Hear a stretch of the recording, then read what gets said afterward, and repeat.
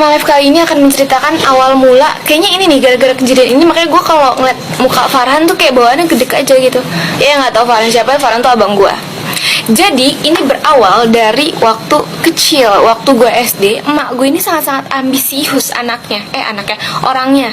Jadi gue sama abang gue tuh selalu belajar tiap malam, ulangan kagak ulangan belajar. Libur itu cuma malam minggu, jadi sisanya setiap malam belajar dari jam 6 habis maghrib sampai jam 8 malam. Jadi nggak ada tuh yang namanya gue main malam-malam, tuh nggak ada. Apakah dengan belajar setiap hari gue dan Farhan menjadi orang yang pintar di kelas? Tidak. Kenapa? Karena ketika disuruh belajar, udah gini doang nih buku, kagak dibaca, jadi kayak bengong doang. Nah, suatu malam belajar nih seperti biasa kan, cuma karena gue lagi gabut gitu, gue males banget bengong-bengong doang tuh. Akhirnya gue iseng, samping gue tuh lemari, gue coret-coret lemarinya pakai pensil. Gue pikir itu bisa dihapus, bunda, ternyata gak bisa. Mana gue coret-coretnya gede-gede banget lagi, tulisan 1, 2, 3, 4, 5, 6, 7, 8, 9, 10. Itu gede banget, kayak satu sisi lemari itu penuh sama coretan gue. Agak panik tapi masih enjoy karena mak gue belum nyadar gitu, jadi kayak masih tenang-tenang aja. Nah, suatu malam abang gue yang duduk di situ gitu, gantian gue nggak duduk di situ pas belajar. Dia melihat tulisan coretan itu dan dia tahu gue yang mencoret. Pas mak gue kelar sholat isya nih, pas keluar kamar, mulutnya lemes lu, dia ngadu ke mak gue. Dan kayaknya mood mak gue tuh lagi nggak bagus nih. Padahal udah emak-emak kayak remaja labil, tau nggak, moodnya naik turun. Nggak bercanda, mak, bercanda. Ya udah, bukan hanya omelan yang gue dapatkan, tapi pukulan, tonjokan pakai celurit. Tuh gue kaget, dari mana nih celurit gitu kan. Ternyata mak gue dulunya suka tawuran, yoi. Apakah gue menangis? Oh, jelas tidak. Gue pakai wapak di situ kan. Jadi gue kayak, ayo pukul lagi gitu. Enggak dong. Enggak lah, gila. Gue nangis, sambil nangis tuh gue ngeliat abang gue ketawa di pojokan. Terus kayak dalam hati gue tuh, karena gue saat itu belum belajar ngomong kasar ya, belum tahu tuh kata-kata kasar. Jadi kayak dalam hati gue cuma goblok, tolol gitu. Enggak, gue nggak pendendam, gue nggak marah sekali sama abang gue, kayak biasa aja karena emang gue yang. Kalau ditanya terus lu kesel nggak sih sama abang lu? Enggak, gue tuh anaknya nggak pendendam. Gue kayak sadar juga karena emang di situ gue yang salah. Cuma pas malam tuh, pas dia udah tidur ya gue tonjok-tonjokin, gue cubit-cubitin. Pokoknya apa yang dilakuin mak gue ke gue lakuin ke dia malam itu, bahkan lebih parah.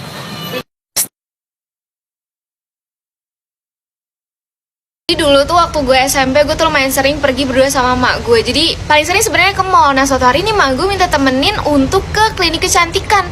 Itu pertama kalinya gue kesana dan mak gue juga pertama kalinya untuk treatment. Jadi gue bersemangat sekali pas diajak sana dan berpikir dari rumah kayak, wah, treatment nih, gue juga pengen treatment. Karena ya sebagai bocil genit yang ingin glow up gitu, gue excited parah dia pokoknya. Tapi sampai sono lo tau apa? Gue kagak di treatment, cuma mak gue doang. Jadi gue di sana tuh cuma nemenin, ya bener-bener nemenin, nunggu tuh ada kali sejaman lebih. Perasaan hati dongkol, tapi gue nggak berani ngomong pada saat itu. Jadi pas nyampe rumah baru gue bilang, karena gue tahu minggu depan mak gue akan balik lagi ke sana. Jadi gue minta untuk treatment, ikut treatment juga buat minggu depan. Terus gue nggak diizinin karena pada saat itu gue kelas 1 SMP yang umurnya masih belasan tahun, di bawah umur banget. Itu berapa sih kalau kelas 1 tuh? Kelas 14 ya, umur 14 atau 13 tahun gitu. Pokoknya kayak masih kecil. Dan sebenarnya muka gue juga gak kenapa-napa, cuma ya kusem aja gitu. Jadi kayak ya emang tidak seharusnya lo facial di umur segitu. Tapi gue kan gak mau, karena gue melihat mak gue setelah treatment tuh mukanya kayak bener-bener glowing, mulus, cakep, bersih gitu. Jadi gue juga pengen. Akhirnya lo tau apa? Gue ngumpulin duit dan gue memutuskan untuk pergi treatment sendirian. Jadi buat lo semua yang sering nanya kenapa gue berani keluar atau jalan sendirian, ya emang gue dari dulu udah berani. Lo bayangin aja noh, pergi treatment udah pertama kalinya treatment sendirian pula. Tapi gue nggak di tempat mak gue, karena di tempat mak gue mahal. Gue kemana? Gue ke Detos. Gue keliling-keliling. Akhirnya gue menemukan facial di salah satu salon yang ada di Detos. Harganya murah, cuma berapa ya, 50.000. Ya udah, akhirnya gue masuklah ke dalam gitu. Terus treatment deh nih, excited banget gue pertama kalinya kan. Terus muka gue dibersihin, dicabut komedonya, itu bener-bener cepet banget. Mungkin kan emang gue gak punya terlalu banyak komedo, kayak kurang dari 15 menit udah kelar. Terus tiba-tiba mbaknya ngomong, mau sekali dimaskerin gak kak? Gue bingung kan, kayak bukannya facial ini udah termasuk masker ya. Terus gue bilang aja kayak, iya mbak sekali dimaskerin. Udah selesai dimaskerin langsung lah bayar. Pas gue bayar, gue inget banget gue cuma bawa duit 80.000. Dan gue udah bilang kan, harga 50.000 di banner sebelum masuk salon. Pas bayar, berapa mbak semuanya? Mbaknya nanya, tadi sekali dimaskerin gak kak? Gue bilang iya. Totalnya jadi 75.000. Gue yang kayak, hah? Ini? Terus gue bilang kan, oh ini jadi 50.000 tuh beda sama masker? Iya kak, beda. Masker facial 50.000, masker 25.000. Gue yang kayak, masker apaan 25.000? Untungnya duit gue masih sisa goceng, bisa untuk gue naik angkot pulang ke rumah. Sumpah dari situ gue gak pernah bawa duit pas-pasan lagi ke suatu tempat deh.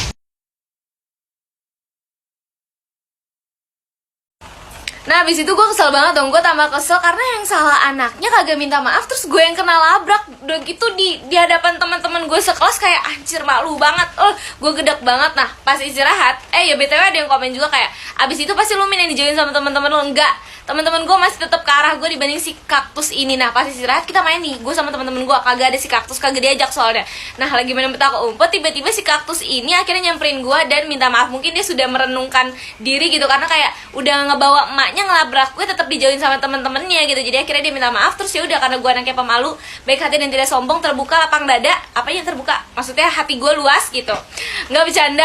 Ya udah akhirnya gue maafin, karena kayak ya gue pikir ya udah nggak, sebenarnya nggak parah-parah banget sih masalahnya, cuma kayak gitu doang. Terus akhirnya kita main lagi deh bareng. Dulu pas gue masih SD, gue tuh masuk geng-gengan gitu. Kayaknya gak cuma SD gue doang deh yang bocil-bocilnya. Apalagi pas udah jadi senior nih, kayak kelas 5, kelas 6 SD, pasti buat geng-gengan. Udah gitu saking niatnya ya, geng gue nih bikin nama. Gak cuma sampai situ aja. Jadi gue sama teman-teman gue tiap hari kita penampilannya harus sama. Mulai dari rok di atas lutut nih dilipet, abis itu rambut tuh harus sama banget deh. Hari Senin dikuncir, hari Selasa dikepang, hari Rabu digerai pakai bando, sampai hari Jumat. Terus hari Jumat kan biasanya kalau bocil-bocil SD pada umumnya kan pakai bergo kan. Nah gue sama temen-temen gue nggak mau tuh sama nama mereka semua.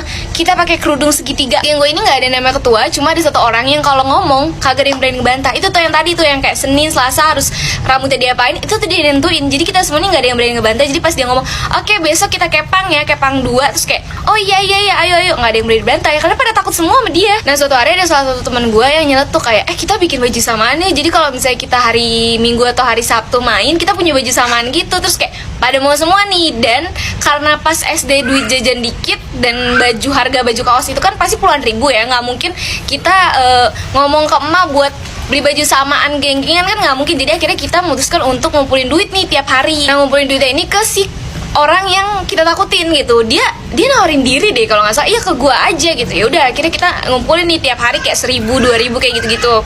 Suatu hari gue balik sekolah bareng sama nih orang yang temen gue nih yang ditakutin sama teman-teman gue yang lainnya, yang ngumpulin duit ke dia. Terus abis itu jajan dulu nih. Pas jajan dia ngomong gini ke gue, ini gue pakai dulu ya uang kalian, nanti gue ganti kok di rumah, gue punya duit, kata dia gitu. Terus gue kayak, oh ya udah pakai aja, orang duit ada di lu juga, kayak lo mau pakai yang penting lo ganti gitu maksudnya. Terus kayak ya udah pakai aja.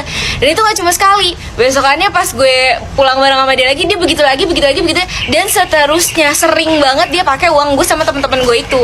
Sebenarnya itu nggak masalah sih, karena kayak dia yang megang uang, dia punya uang di rumah, tinggal diganti lagi kalau misalnya dia pakai gitu, asal dia tahu berapa-berapanya yang dipakai. Cuma ini gue sama teman-teman gue udah ngumpulin uang selama 1 bulan lebih, tapi kagak jelas gitu. Setiap gue tanya ke dia kayak, udah berapa uangnya kekumpul, nggak tahu, karena pembukuannya nggak jelas. Terus dia juga kadang suka lupa nyatat gitu loh kalau ada gue atau teman-teman gue yang nabung ke dia, karena kayak kita kan nggak jelas nabungnya, kadang 1.000, 2.000, ada yang bahkan goceng dalam sehari itu. Jadi kayak bener-bener kagak jelas. Ditambah lagi pas setiap gue sama teman-teman gue nanya ke dia kayak, jumlah uangnya udah ada berapa, dia selalu bilang, oh iya gue lupa ngitung besok deh. Dan respon gue sama temen-temen gue udah pasti kayak, oh ya udah santai aja, karena kita semua takut sama dia, nggak ada yang berani ngomelin dia. Terus akhirnya gue berpikir sama temen gue, ini gimana caranya biar uang kita balik, karena nggak akan mungkin kekumpul dan nggak akan mungkin kebeli nih kalau ngumpulinnya ke temen gue ini. Akhirnya gue berdua sama temen gue memutuskan untuk ke rumah si temen gue ini buat ngadu sama emak bapaknya. Kebetulan sekolah gue ini nggak ketat, dan semua teman-teman gue ini bilang kalau si kaktus inilah yang paling belakang, yang otomatis udah pasti dia yang dorong. Cuma karena dia nggak mau ngaku, ya udah akhirnya gue ngediemin nih orang. Gue nggak mau kayak maksa-maksa, ya kan emang lo gue udah malas bacot karena gue nahan sakit juga. Ya udah akhirnya sampai pulang gue diemin si kaktus ini. Cuma permasalahannya teman-teman gue yang lain ikut ngediemin dia, padahal gue nggak ada yang nyuruh. Sumpah gue nggak nyuruh sama sekali, gue nggak ngehasut buat ngediemin si kaktus ini, karena emang ya sampai gue pulang pun gue juga diem aja. Gue nggak terlalu banyak ngobrol sama teman-teman gue yang lainnya. Nah keesokan harinya gue datang lumayan awal. Terus kayak beberapa temen gue datang, terus kita sempet duduk di deket kelas gue gitu, kayak ada bangku panjang duduk dan ngobrol-ngobrol. Nah si kaktus ini nggak ada, karena emang dia datangnya selalu mepet bel. Dan mungkin ya kayaknya sih dia ngelihat gue sama teman-teman gue yang lain tuh ngobrol di depan kelas tanpa ada dia, dan dia mengira kalau gue menghasut mereka buat tidak temenan lagi sama dia. Gak lama bel, terus abis itu udah gue sama temen-temen gue masuk ke dalam kelas. Si kaktus sudah duduk duluan, semua teman-teman kelas gue yang lainnya juga udah pada duduk, lagi nunggu guru nih. Guru belum masuk, tiba-tiba ada yang masuk, ternyata ini maknya si kaktus. Dan lo tahu dia langsung nyamperin bangku gue dan langsung marah-marah. Maknya langsung ngomong kayak gini ke gue, kenapa kamu kemarin nyuekin kaktus? Itu juga teman-teman yang lain kamu hasut buat nggak temenan sama kaktus lagi. Kenapa sih, permasalahannya apa? Di situ gue yang kaget kayak, gue nggak kaget sih kalau dia ngadu, tapi kayak kaget aja gitu, kayak cepet banget kok tiba-tiba gue udah dilabrak. Terus akhirnya gue bilang lah, kemarin pas lagi main tepok nyamuk, nih si kaktus ngedorong terus gitu, nggak minta maaf nih, bikin pelipis aku, mataku sakit nih jadi bengkak. Gue tunjukin pelipis gue, lu tahu maknya ngapain? Maknya malah nyalain gue. Emang ada buktinya kalau dia yang ngedorong? Nggak ada kan? Kamu jangan asal nuduh aja dong. Terus maknya malah ngungkit permasalahan gue sama kaktus yang udah lumayan lama dan udah clear gitu. Jadi emang dulu gue tuh sempat bercanda yang kelewatan. Jadi gue kayak, lu tau gak sih bercanda yang narik bangku gitu. Nah gue tuh narik bangku dan nggak sengaja buat si kaktus ini kayak jatuh gitu. Nah di situ gue udah minta maaf banget ke dia sama ke emaknya. Dan mereka ya udah gitu, ya udah jadulain lagi, udah pakai gini. Dan di situ diungkit lagi sama emaknya kayak, kamu juga kan dulu sempet bercanda yang berlebihan kan gitu, kayak diungkit lagi yang padahal itu udah clear dan gue udah minta maaf. Lo tau gak sih di situ posisinya kan semua anak kelasan gue udah pada masuk, kayak semua itu pada nengok ke arah gue semua. Gue duduk di paling belakang karena suara emaknya juga gede banget. Ya mohon maaf aja nih, gue diomelin di depan kelas, semua orang pada ngeliatin gue masih bocil juga. Dan di situ emang gue tuh dulu penakut, jadi kayak di situ gue cuma bisa diem. Udah mana diungkit permasalahan gue yang lama yang emang jelas-jelas salah gue, walaupun gue udah minta maaf tetap aja gue ngerasa jadi kayak mental gue tergoncang sih jujur di situ. Jadi gue cuma bisa diem sampai akhirnya guru masuk nih, akhirnya penyelamat kan. Gue yang kayak alhamdulillah akhirnya ada guru masuk gitu. Baru kali ini gue seneng guru masuk ke dalam kelas, terus akhirnya emaknya keluar. Dan di situ tuh perasaan gue yang kayak malu, kesel, pokoknya semua campur aduk aja. Karena kayak